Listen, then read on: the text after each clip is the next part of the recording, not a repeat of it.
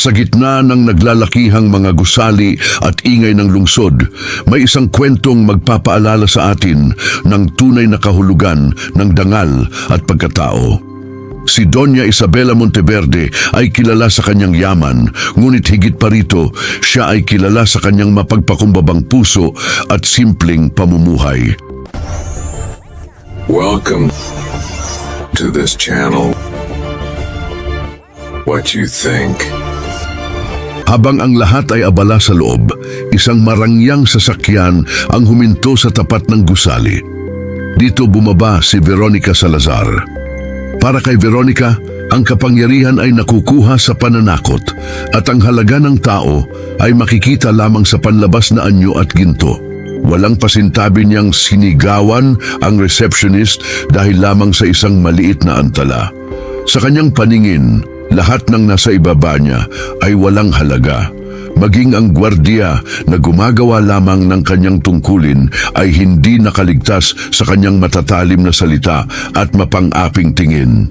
Sa loob ng elevator, nagtagpo ang landas ni Veronica at ng isang matandang babaeng nakasuot ng simpleng damit. Hindi alam ni Veronica kung sino ito.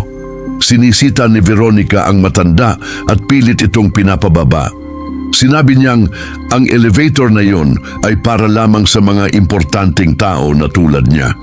Sa halip na lumaban, isang matamis ng ngiti lamang ang isinagot ni Doña Isabela. Mahinahon siyang lumabas at hinayaan ang hambog na babae. Dumating ang gabi ng engrandeng pagtitipon. Lahat ay naroon upang makilala ang misteryosong may-ari ng pinakamalaking kumpanya sa bansa. Si Veronica ay nasa pinakaunahan, suot ang kanyang pinakamahal na alahas. Sabik na makuha ang atensyon ng taong nasa likod ng tagumpay na ito.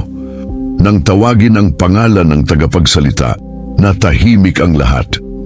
Isang pamilyar na mukha ang umakyat sa entablado sa ilalim ng maliwanag na spotlight.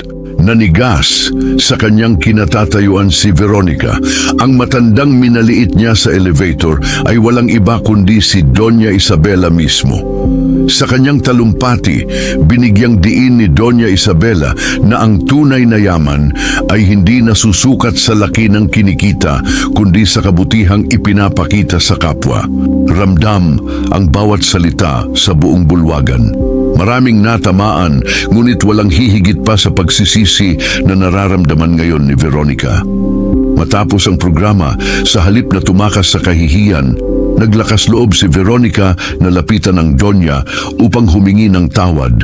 Hindi siya itinaboy ni Doña Isabela. Sa halip, hinawakan niya ang balikat ng dalaga at pinayuhan ito ng may pagmamahal at pag-unawa. Lumipas ang mga araw at ang dating mayabang na si Veronica ay nagbago. Natutunan niyang batiin ang lahat ng may ngiti mula sa boss hanggang sa janitor. Ang tunay na dangal ay hindi nanggagaling sa mga mamahaling damit o alahas. Ito ay nagmumula sa isang pusong marunong rumespeto sa bawat tao. Naway maging aral ito sa atin na ang kababaang loob ay ang pinakamagandang hiyas na maaari nating isuot sa araw-araw nating pakikipagsapalaran.